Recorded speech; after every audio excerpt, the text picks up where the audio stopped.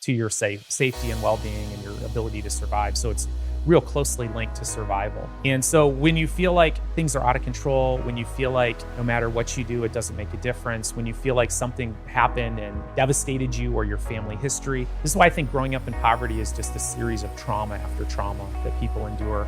And then meanwhile, you're watching other people who seem to be having a much better life, which makes you even feel worse about it. So I think trauma around money is anything that leads to that sense of disempowerment, that sense of helplessness and hopelessness.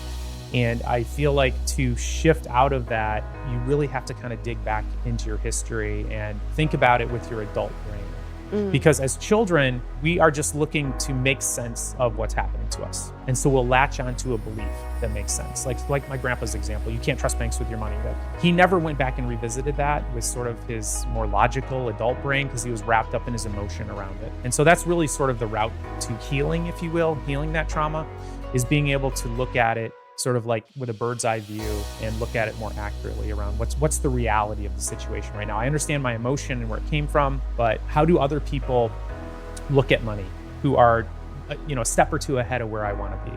What are their beliefs around money?